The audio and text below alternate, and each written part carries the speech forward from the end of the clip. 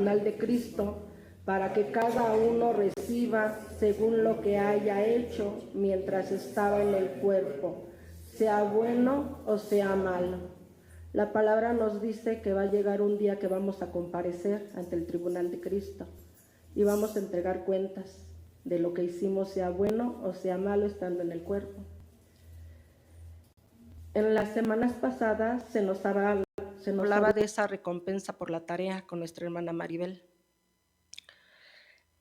Posteriormente, de la recompensa por gracia con nuestro hermano Eric. Y el día de hoy el tema que vamos a considerar es recompensa al amor. En la primera carta a los Corintios 13:19, el apóstol Pablo nos habla de lo que es el amor. En el versículo 13 nos dice: y ahora permanece la fe, la esperanza y el amor. Estos tres, pero el mayor de ellos es el amor.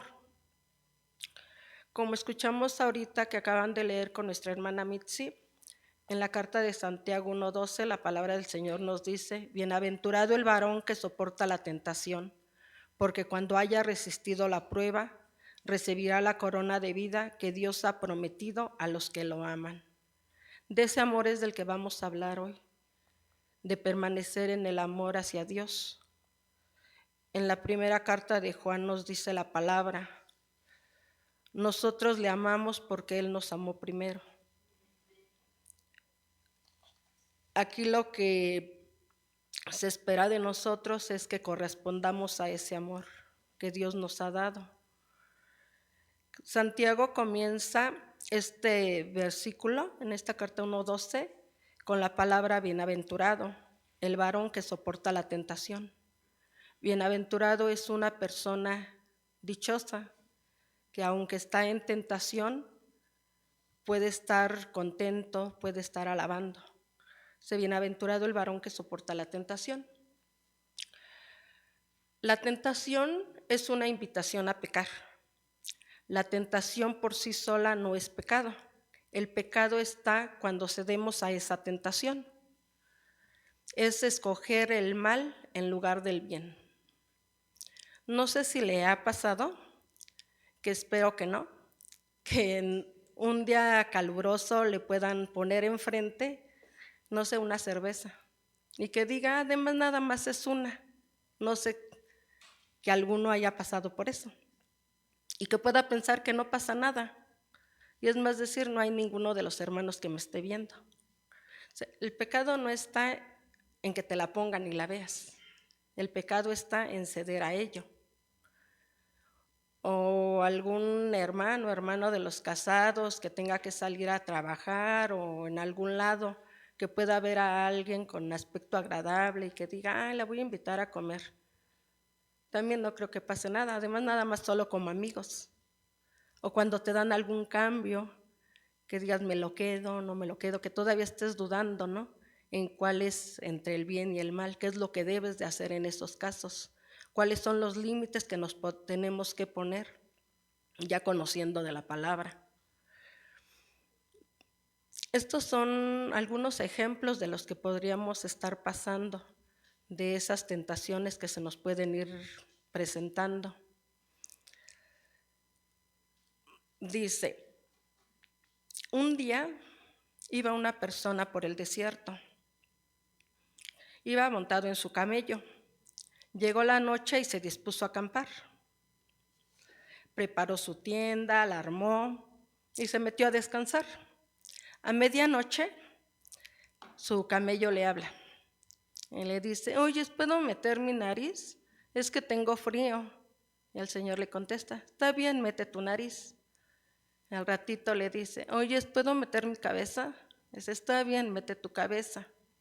Pasa un rato y le dice, oye, ¿puedo meter mis pies? Dice, está bien, mete tus pies. Ya cuando se dio cuenta el Señor, ya estaba afuera y el camello adentro. Eso es lo que pasa con el pecado. O sea, si permitimos tantito, cuando nos damos cuenta ya abarcó todo nuestro espacio. O sea, de esos ejemplos que poníamos de que una cerveza no pasa nada, siempre va de menos a más. O sea, siempre cuando nos damos cuenta ya abarcó todo y ya nos cuesta un poco más el poder salir de ello. Dice en Santiago 1, buscan en sus Biblias, Santiago 1, del 13 al 15.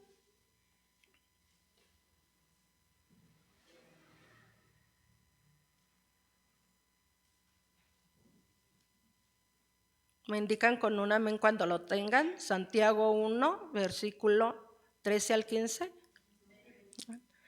La palabra del Señor nos dice: cuando alguno es tentado, no diga que es tentado de parte de Dios, porque Dios no puede ser tentado por el mal, ni él tienta a nadie, sino que cada uno es tentado cuando de su propia concupiscencia es atraído y seducido. Entonces, la concupiscencia, después que ha concebido, da a luz el pecado, y el pecado, siendo consumado, da a luz a la muerte. Porque la paga del pecado es muerte. Y aquí la palabra concupiscencia se refiere a nuestros deseos. O sea, son nuestros deseos por los que vamos a ser atraídos y seducidos. El diablo es de lo que se va a valer. Se va a valer de lo que hay en nuestro corazón para ponernos esas tentaciones.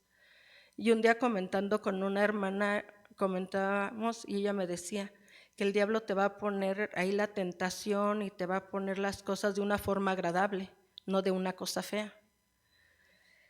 Que incluso se va a valer de que si tu debilidad es tu familia, hasta de tu familia, de que el día que toca venir a escuchar la palabra de Dios, lleguen tus familiares, que digan, no, pues no voy porque cómo voy a dejar a mi familia.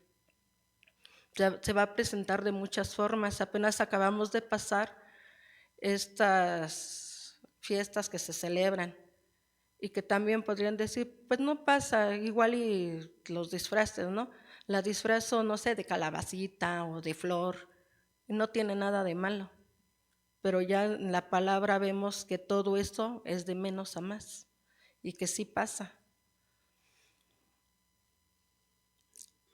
La palabra del Señor nos dice que Dios no tienta a nadie, como lo acabamos de leer. ¿Saben quién es el tentador? Dice, el tentador es el diablo.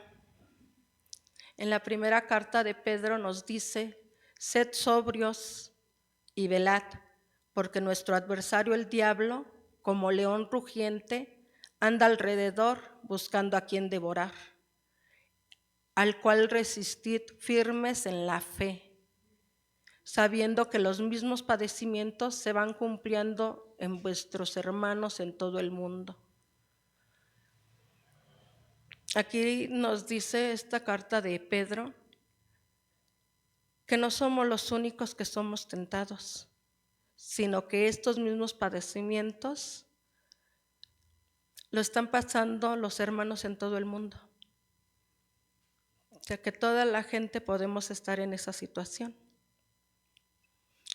Y en la primera carta a los Corintios, la palabra del Señor nos dice que no nos ha sobrevenido ninguna tentación que no sea humana, pero fiel es Dios, que no os dejará ser tentados más de lo que podéis resistir, sino que dará también juntamente con la tentación la salida para poderla soportar. Estemos confiados en ello, hermanos, que Dios no nos va a dejar ser tentados más de lo que podamos resistir. Confiados en ellos y en su palabra y que Él es fiel, podemos resistir y podemos decir no cuando se nos presente esa tentación. Porque como dice su palabra, la paga del pecado es la muerte. En la palabra de Dios tenemos la fortaleza para librarnos de la tentación y el pecado. Él nos dejó un arma muy poderosa que es la oración. Lo hemos comprobado en estos días de oración, como Él escucha, Él contesta. En Hebreos 2 nos dice, pues en cuanto Él mismo padeció siendo tentado, es poderoso para socorrer a los que son tentados.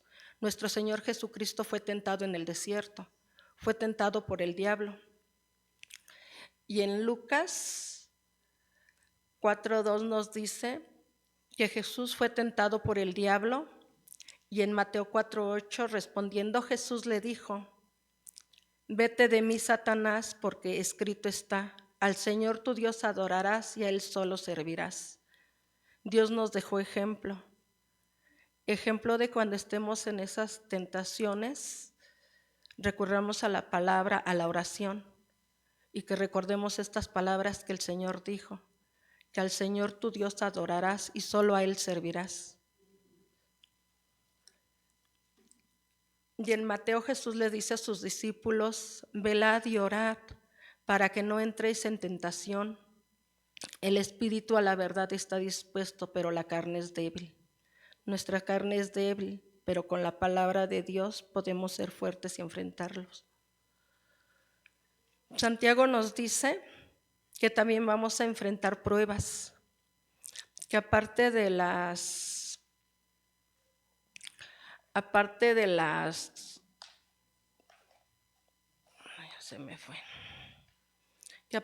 tentaciones, vamos a entregar pruebas, que como acabamos de ver, las tentaciones no provienen de Dios, sino del diablo, pero las pruebas sí provienen de Dios. Es algo diferente a una tentación que es puesta por el diablo para que caigamos y pequemos, para que nos perdamos, que una prueba. La prueba nos las pone Dios para fortalecernos, para poder probar nuestra fe, si aún en esas tribulaciones, en esos padecimientos por lo que estemos enfrentando, podemos seguir glorificando su nombre. En el libro de Job, en su primer capítulo, versículo 1, la palabra de Dios nos dice que hubo en la tierra de Uz un varón llamado Job, y este era hombre perfecto y recto, temeroso de Dios y apartado del mal. Si tienen oportunidad de leer Job, se podrán dar cuenta que aunque aquí dice que era un hombre perfecto y recto y temeroso de Dios, apartado del mal, pasó por pruebas, fue tentado por el diablo, y que aún así, por todo lo que padeció, él en su pensar decía: si Dios da, Dios quita. Cuando uno se mantiene firme en su fe, Dios contesta y Dios retribuye. En el capítulo 42 de este mismo libro de Job dice que Dios quitó la aflicción de Job, y cuando él hubo orado por sus amigos, le aumentó al doble todas las cosas que habían sido de Job. Entonces podemos estar confiados que nuestro Señor siempre nos va a sustentar. ¿Me acompañan a leer en Deuteronomio 8:2?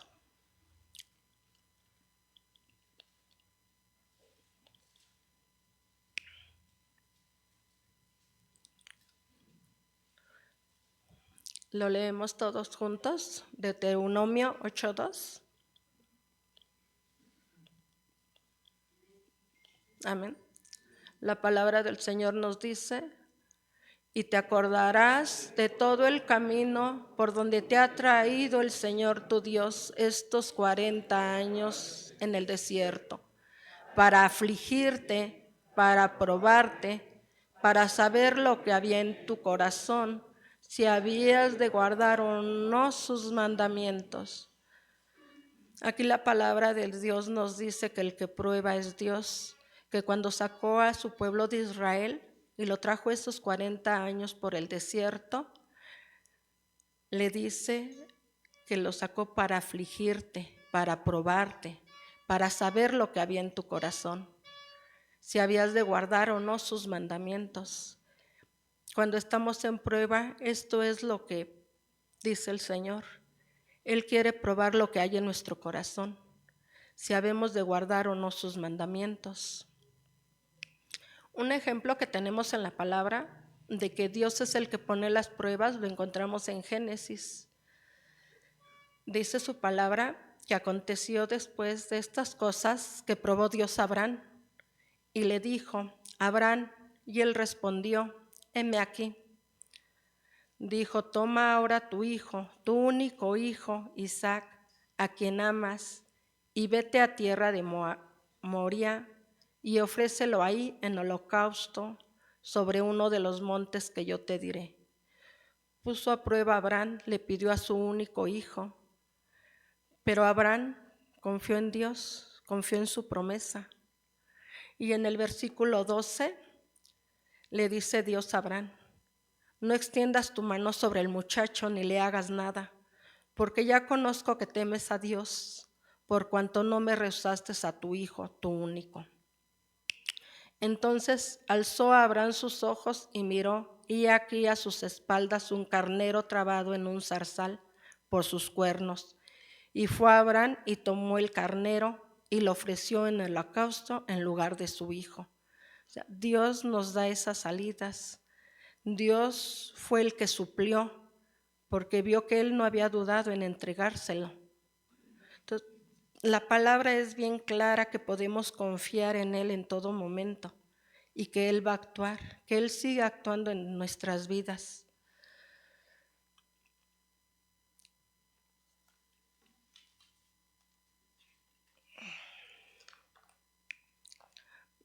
La palabra del Señor nos dice en Apocalipsis, en el mensaje que Dios envía a las iglesias por medio de Juan, dice en el mensaje a Efeso, dice: escribe el ángel a la iglesia en Efeso, el que tiene las 7 estrellas en su diestra, al que anda en medio de los 7 candeleros de oro, dice esto: yo conozco tus obras y tu arduo trabajo y paciencia, y que no puedes soportar a los malos, y has probado a los que se dicen ser apóstoles y no lo son, y los has hallado mentirosos. Nos dice la palabra que van a llegar falsos profetas, pero también nos dice que por sus frutos les conoceremos. Por eso, hermanos, es importante leer la Biblia, leer la palabra, porque también su palabra nos dice: mi pueblo se está perdiendo por falta de conocimiento.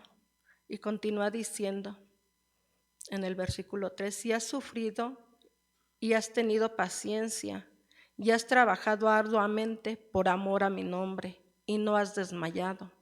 El Señor reconoce que por amor a su nombre es por lo que lo han soportado. Lo que estaba pasando este mensaje a la iglesia de Efeso. Dice: pero tengo contra ti que has dejado tu primer amor. Se nos olvida todo lo que Dios ha hecho en nuestras vidas. Cuando llegamos a sus palabras, el que queremos conocer, saber y hacer lo que dice su palabra, pero con el paso de los tiempos y luego mientras más conocimiento se tiene, empezamos a creer que no necesitamos de él y se nos va olvidando. Dice: pero tienes esto, que aborreces las obras de los nicolaitas, las cuales yo también aborrezco. Estas obras de los nicolaitas son que ellos creían en otros dioses, ellos comían de lo sacrificado a los dioses y estaban en exceso en la inmoralidad sexual. Entonces era lo único que podía tener a su favor, que le dice que odiaban todo eso, al igual que nuestro Señor, nuestro Dios, dice que también es algo que aborrece. Y dice la palabra: el que tenga oído, oiga lo que el Espíritu dice a las iglesias. Al que venciere le daré de comer del árbol de la vida. Está hablando de esta vida eterna, el cual está en medio del paraíso de Dios. Y continúa diciendo en el mensaje a Esmirna: y escribe el ángel de la iglesia en Esmirna, el primero y el postrero, el que estuvo muerto y vivió, dice esto: yo conozco tus obras y tu tribulación y tu pobreza, pero tú eres rico, porque él está hablando de esa pobreza espiritual que podemos tener, y la blasfemia de los que se dicen ser judíos y no lo son, sino sinagoga de Satanás. Así como los que recibimos a Cristo en nuestro corazón somos templo de Dios, los que hacen el mal son sinagoga de Satanás. En su versículo 10 nos dice: no temas en nada de lo que vas a padecer.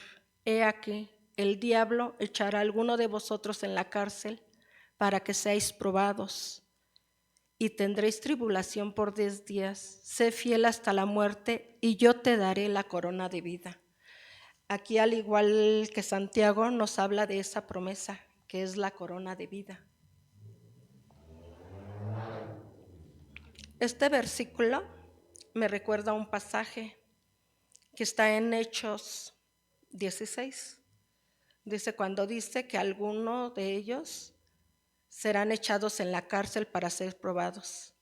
Dice, aquí nos narra cuando aprendieron a Pablo y a Silas, porque ellos sacaron un demonio de una mujer. Y dice esto, que los golpearon y pasaron por muchas cosas, los apresaron, pero que a ellos, aún en esas condiciones que pues como dicen, solo me imagino, ¿no? De que estaban en prisión, que los golpearon y todo lo que les pudieron haber hecho.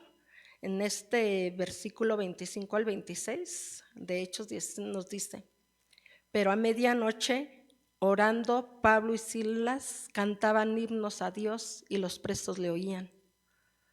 Y aún en esas circunstancias ellos podían cantar. Y ellos esperan eso de nosotros, que por la circunstancia, Dios espera eso de nosotros, que independientemente de la circunstancia que estemos pasando, podamos cantar a Dios. Y nos dice en el versículo 26, dice: entonces sobrevino de repente un gran terremoto, de tal manera que los cimientos de la cárcel se sacudían, y al instante se abrieron todas las puertas y las cadenas de todos se soltaron. En los 3 ejemplos que hemos visto aquí en la palabra de Dios, vemos cómo Dios responde a los que permanecen en su palabra, o sea, cómo Dios les da la salida, les da las fuerzas para enfrentarlo. Dice aquí que todas las cadenas se soltaron. Dios es el que puede soltar esas cadenas de las cuales podamos estar prisioneros. No sé qué prueba estés pasando el día de hoy, qué es lo que estés enfrentando, pero lo que sí es que una vez que hayas soportado la tentación y resistido la prueba, vas a obtener una recompensa, como nos dice Santiago. Recibirás la corona de vida que Dios ha prometido a los que le aman. En Apocalipsis, la palabra del Señor nos dice: sé fiel hasta la muerte y yo te daré la corona de vida. Nos dice sé fiel hasta la muerte porque las pruebas que vamos a enfrentar y las tentaciones no va a ser una ni dos, sino va a ser todos los días de nuestra vida. O sea, todos los días tenemos que permanecer fieles al Señor. Y de esta recompensa que estamos hablando es la recompensa de esta vida eterna, pero con Cristo Jesús.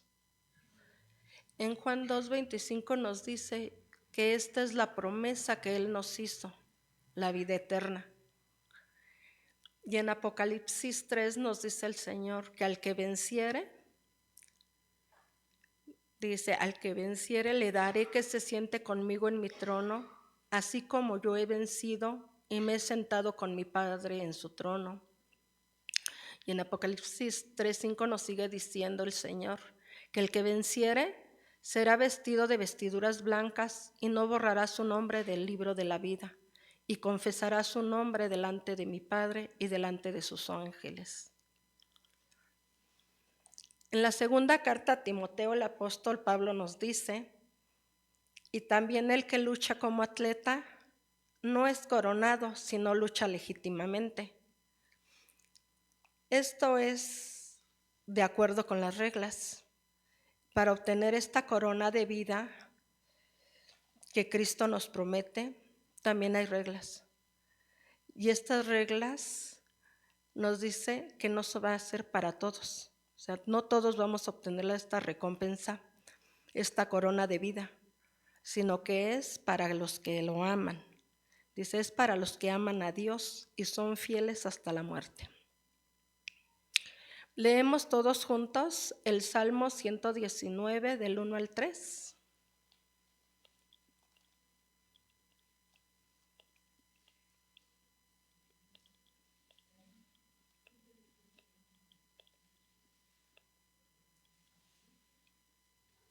¿Me indican con un amén cuando lo tengan? Sí. Lo leemos todos juntos. La palabra del Señor nos dice: bienaventurados los perfectos de camino, los que andan en la ley del Señor. Bienaventurados los que guardan sus testimonios y con todo el corazón le buscan, pues no hacen iniquidad los que andan en sus caminos. Amén, hermanos. Oremos. Gracias, mi Dios, por tu bendita palabra. Te pido de todo corazón que nos sigas ayudando a enfrentar esas pruebas y resistir esas tentaciones que enfrentamos todos los días, confiados en tu amor y misericordia, y que tú no nos darás más de lo que podamos resistir. Confiamos en ti, Señor, y en esa recompensa, esa corona de vida que es una vida eterna contigo. Gracias, mi Dios, porque tu palabra nos da fuerza para resistir hasta la muerte y salir vencedores. Gracias en el nombre de tu Hijo amado, Salvador nuestro, Cristo Jesús. Amén.